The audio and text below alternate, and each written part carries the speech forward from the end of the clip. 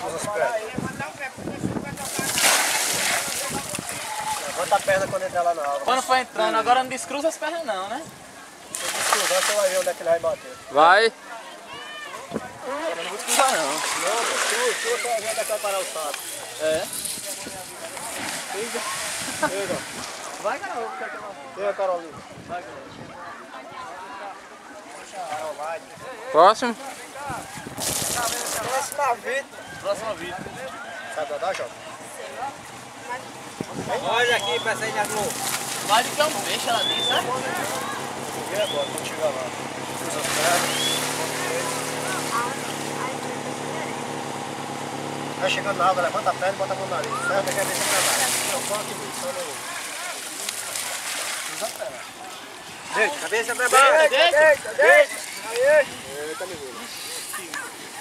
Eita, abriu as pernas quase. Foi?